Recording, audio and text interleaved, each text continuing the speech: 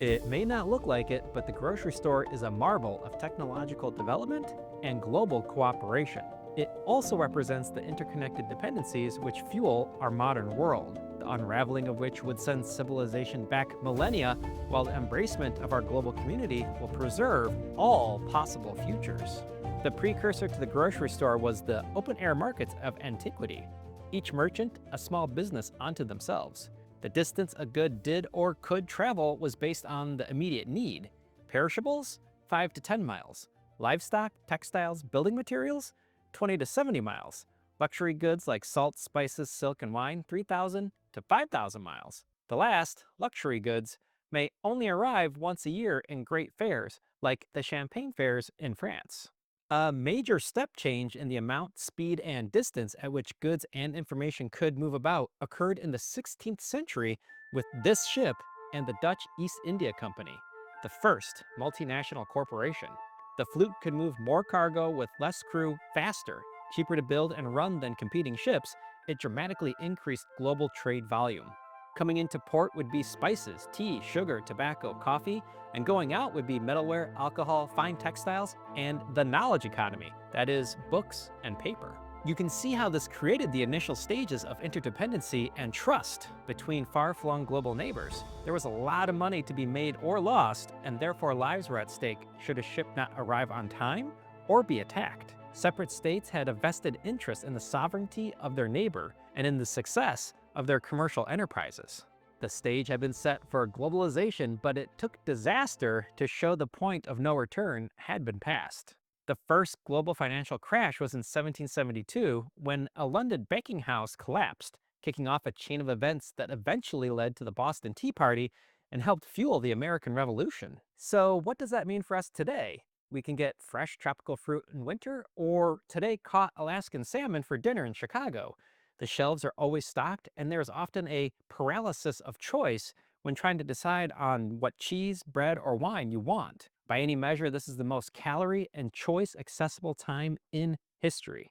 A typical grocery store has 50,000 unique items, which is more variety than was available to the King of France in 1750.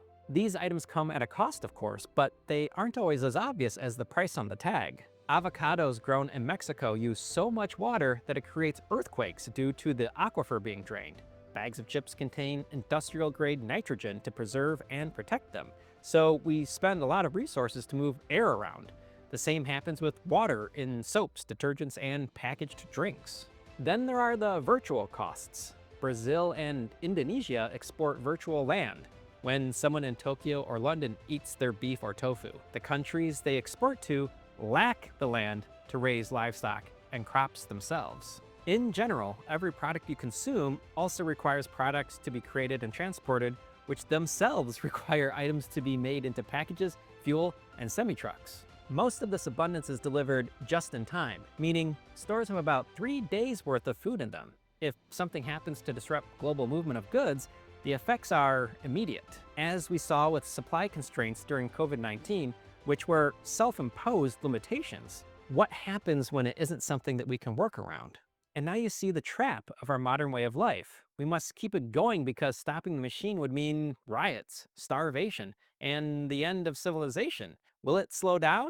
In our last episode, we took a look at how the plow kicked off perpetual change that we experience in today's world. The answer? No. In fact, it is most likely to speed up and become even more precise and efficient. Now the good news. It took tremendous cooperation and trust to reach this point by everyone. Trust that your local currency is valid and that the other person agrees. Customer and client uphold expectations. Governments act in the best interest of their people, which increasingly became global citizens. It has not always been smooth sailing, but one cannot deny free trade and exchange of ideas has generated a global rise in the standards of living. We are increasingly a global community, clearly interdependent on each other. With always a desire for more, though, it becomes less satisfying, diminishing returns. What we need is a new shared vision that can transcend cultural differences and put to use the global consciousness built from trade and travel, but ignited by the internet. It is not naive to think that this is the next step. Our history clearly shows that this is the direction we have traveled many times, though with less altruistic intentions.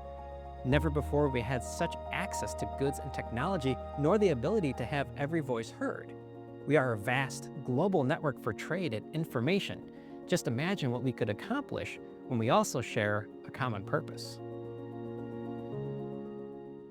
To help Aletheion to continue to explore, please like and subscribe. We also have a Patreon for those that may be inclined. And if you'd like to join the discussion, please join us in the Discord. Links below.